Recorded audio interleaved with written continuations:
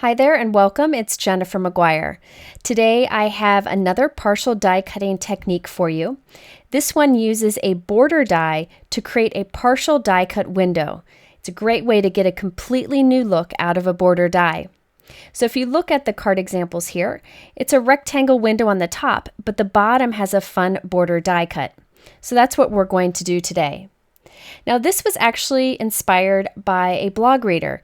One of my blog readers, Suzanne McDonald, sent me a video that she had done with a partial die cutting technique, and that inspired me to do this partial die cut window today. Be sure to check out her video that she sent me. I'll link it here.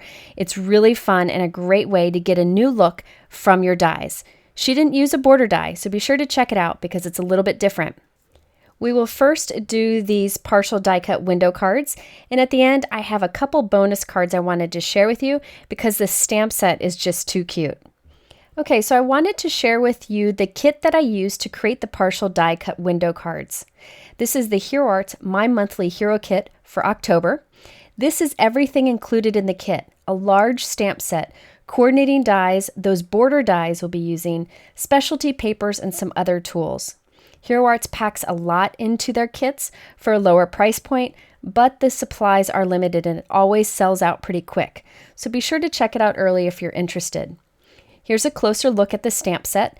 The nice thing about this large set is there are a variety of small images to create a variety of scenes. So you have a traditional Christmas images, you have some winter outdoor images, you have like North Pole scene with little Santa and Mrs. Santa and some elves. So you can use this to create a variety of style of winter cards. I'll be using this today along with an older Hero Arts stamp set. This stamp set is called Mini Christmas, and it has a lot of images that work nicely with that larger kit stamp set.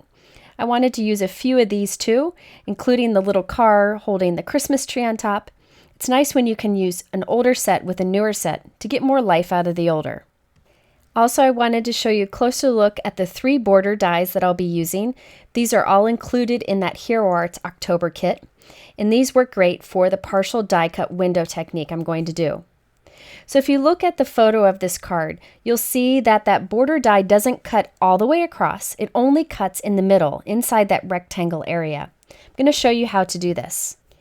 I am taking 5 or 6 pieces of scrap cardstock that I've cut into rectangles, and I'm gluing them on top of each other so it's nice and thick.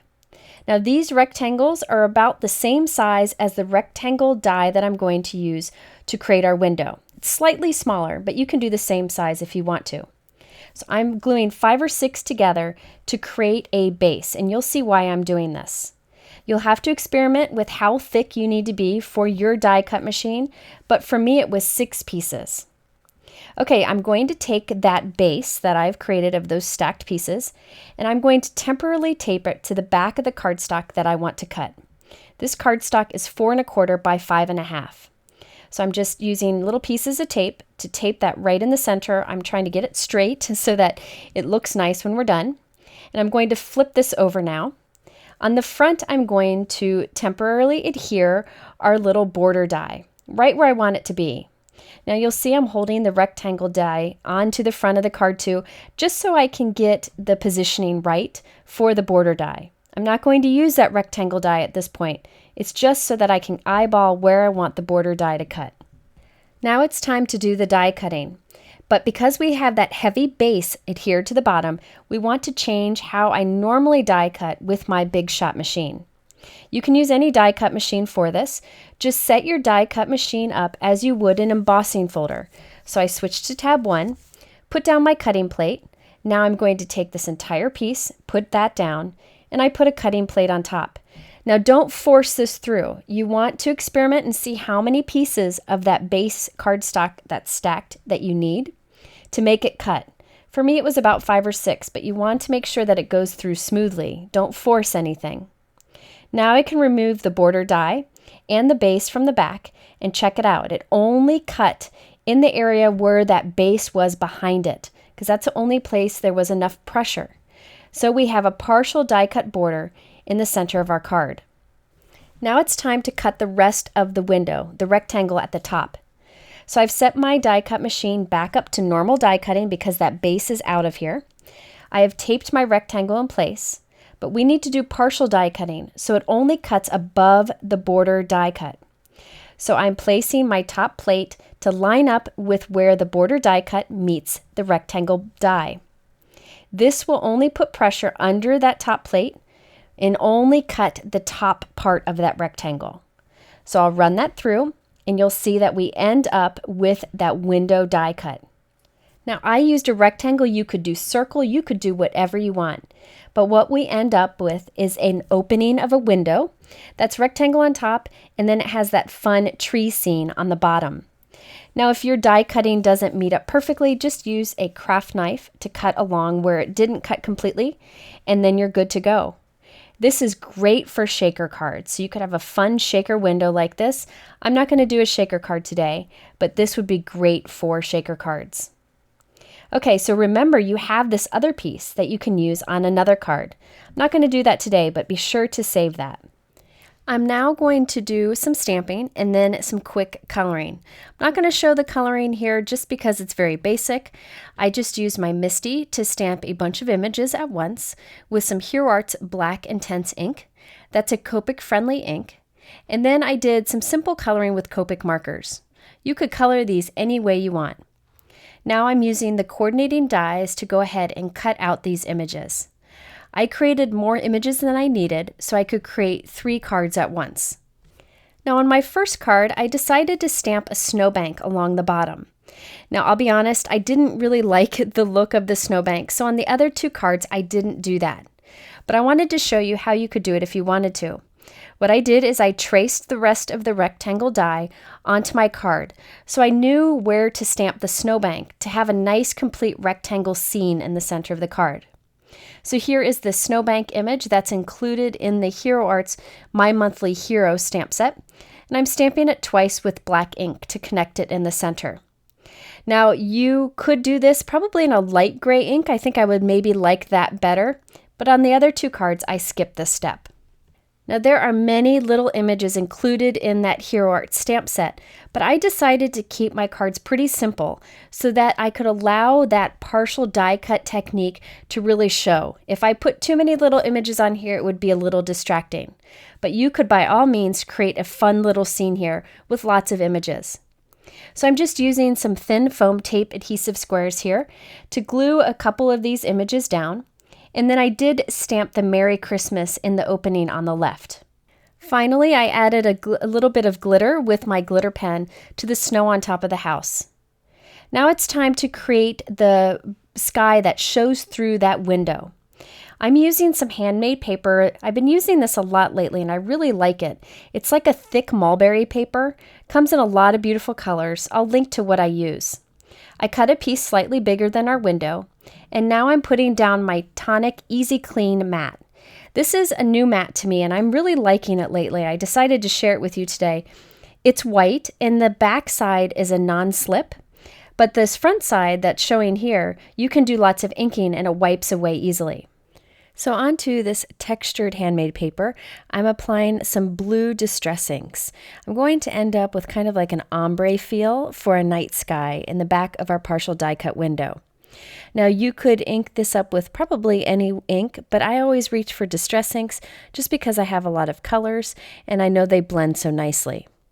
Okay, so after I cover this with ink, I want to make sure I'm happy with the results that show through the window, and then I'm going to spray it generously with some shimmer mist.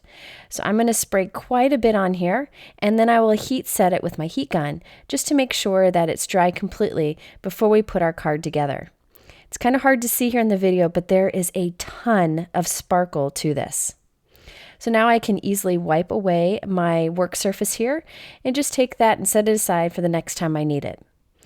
So I've put it onto a cutting board so I can heat set it very nicely and I can move it around easily. Heat setting it with my heat gun, and I hope you can see the shimmer there. It's really quite beautiful. Now you could use crumbled cardstock instead if you do not have a handmade paper like this, and I'll link to a video where I show you how you can do that.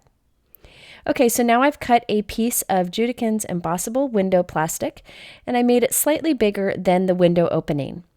I'm going to use my anti-static powder tool on the plastic and stamp the little Santa image onto the plastic. Now this is a special acetate that will take heat. You want to test any acetate you use to make sure it does not warp when you apply heat, and this one works the best from what I found. I let my heat gun get good and hot, and then I brought it to the plastic so that I could melt that embossing powder, and it works wonderfully. Now I'm adding some strong double-sided tape to the back of our window opening, and I can place that acetate window right there into the window opening.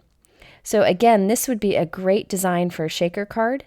I'm just doing like a clear window pane with that Santa floating on it, but you could definitely do a shaker card here. So I've put lots of foam tape on the back of our partial die cut window, and I'm going to go ahead and add that handmade paper that we created here, put it right against that, and then I can put this all onto a 4 1/4 by 5.5 inch white note card that I created.